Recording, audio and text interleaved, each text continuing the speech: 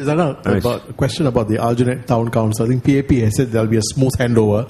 What will this entail? What will be some of the things that will be? I've left it to our chairman, Madam Cynthia Phua, to handle it. In fact, she is handling it very well, I thought. They've had meetings with the relevant agencies. I don't know whether they've already had a meeting with the Workers' Party, but I think that's on the cards. So I'm afraid I don't have the details here. Wikid from Today. I just want to ask you this question. Do you have any regrets during your political career? And if so, what would you say would be your greatest regret? None whatsoever. In fact, I think some of you may know that, in fact, I took about 20 years before I finally became a candidate. That was because I wanted to go directly into the community first. So I became editor of Berita Harian, and then later the CEO of Mendaki and the president of Majlis Ugama Islam. So that really gave me a better understanding and deep insight into the kind of situation, the kind of community I have. And I knew that if I were to come in as a political candidate and also to serve, that was one area I could contribute. And I took that time, and later when I stood for election in 1997, it was with the understanding, with the consciousness that you cannot divorce between political role and also community role. It's all integrated, and I benefited from both. So having served the community and also developed the kind of confidence in the community itself, and when I went into politics, although there was some unhappiness at that time, that some preferred me to stay in the community and serve the community directly rather than through the political channel. But I thought I had to go in and be a member of parliament and in government to understand the other side of the coin. And it was the right decision for the community. At one time, the community felt that the better way forward for Malay community in Singapore was to work within the national framework. There were elements in the Malay community then felt that in fact it's better for the Malay community to be independent of the government. But I felt that in fact is the approach to work within the national framework, to apply and to tap all the national resources which are also part of our community's resources, was the right approach. And I felt that going into politics completed for me the cycle, and it was like covering the coins from both sides. So both sides of the coin are covered, and I come out of it a lot more enriched in terms of the understanding of the real world, understanding of the challenges which the Malay community have to face, and how in fact they can rely and tap on national resources and even the government and government leaders for a better chance of them to move forward. Okay, so my last question to you is, certain segments of the Malay Muslim community feels that the Malay MPs have not done enough to uplift and move the community forward. So what are your thoughts on that, and do you think you fell victim of that in Aljunied JRC in this general election this time round? I think as far as the Aljunied general elections, as far as the 2011, as far as the 2011 elections in Aljunied, I think it was more the national issues. I think in particular, I felt it could be a combination of issues like cost of living and how they saw government, and also the role of opposition, rather than specifically Malay issues. I had good vibes about the Malay community, Malays whom I met at Aljunied JRC, particularly in Eunos. So I don't think that was the issue. But nevertheless, I cannot underestimate if there were sentiments of Malays who felt that the Malay Muslim leaders are not doing enough. Because this is an issue which has also existed all along.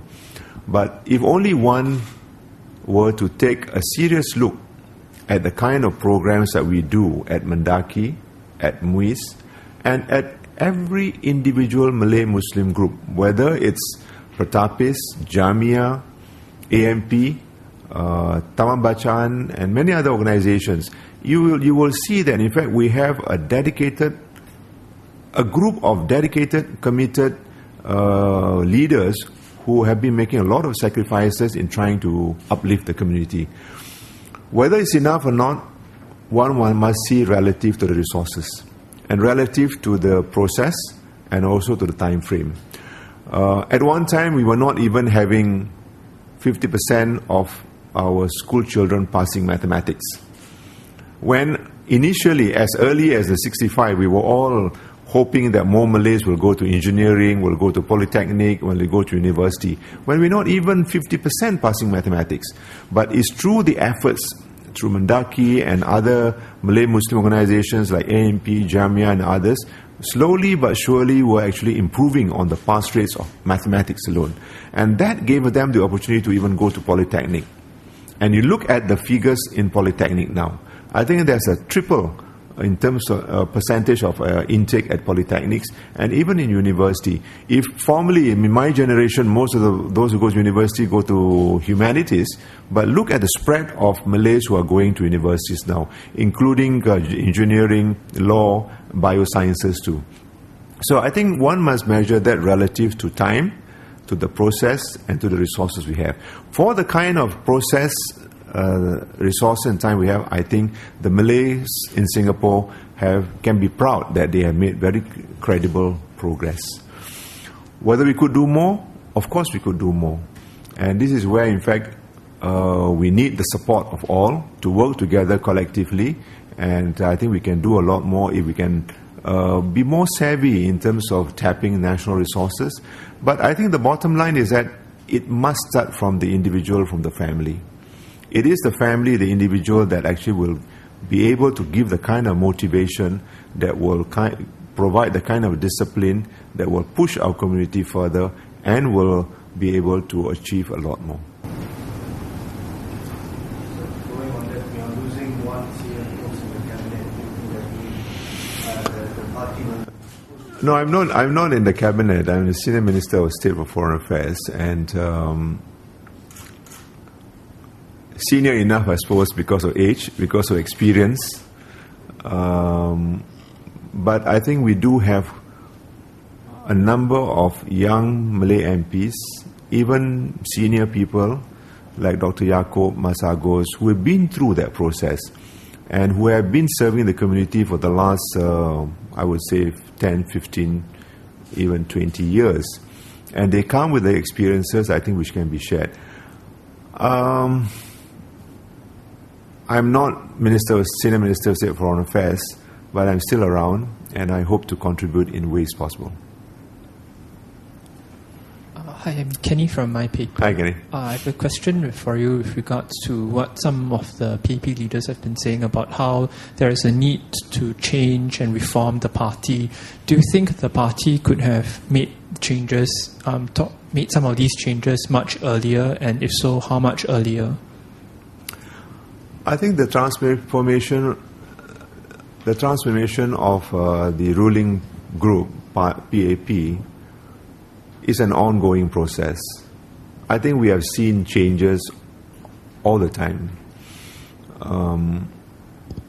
From Minister Mentor, when he was Prime Minister Lee Kuan Yew, I was an editor at that time, fairly junior editor.